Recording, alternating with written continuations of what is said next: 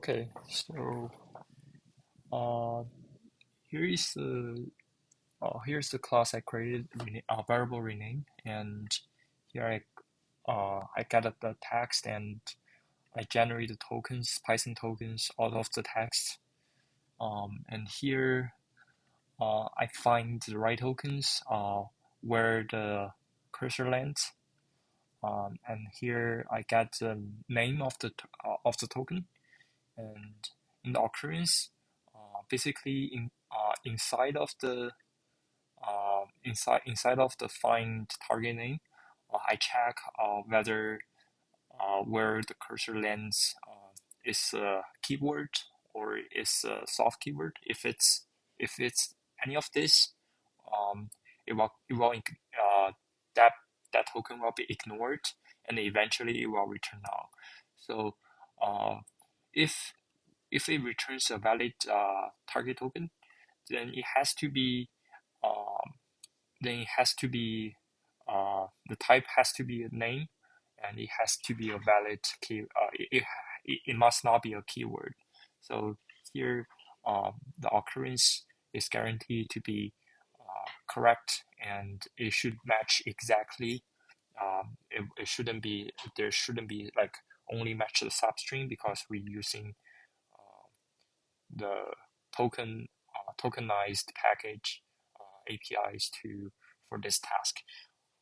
Yeah, and we clear all the highlights and we highlight all the occurrence. We done this by creating a tag using string self.text, and we basically go through each occurrence and we tag each one. Um, yeah, and um, here after highlighting, I create a little dialect and pass. In this dialect, I reuse the query format, query class, um, and whoops,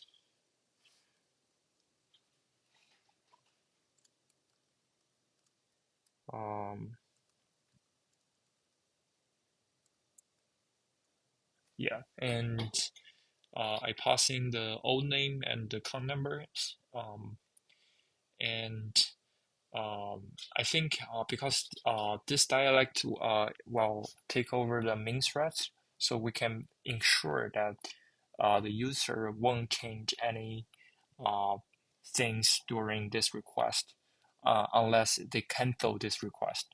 Um, and uh, and also inside of the this dialect, we check whether uh, the user input, uh, the new name, is identifier, which is like the keywords or special words that receive reserved by Python.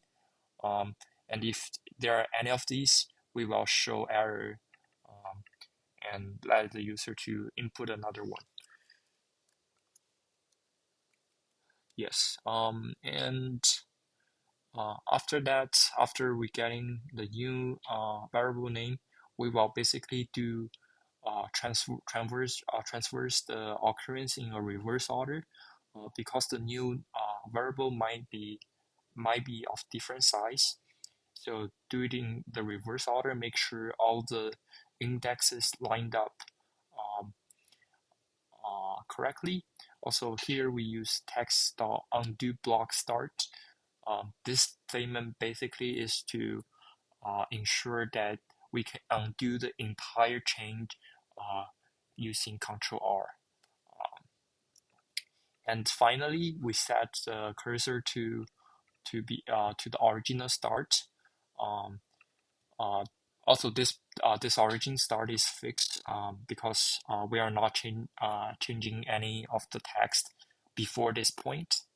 Um, and finally, we clear all the highlights.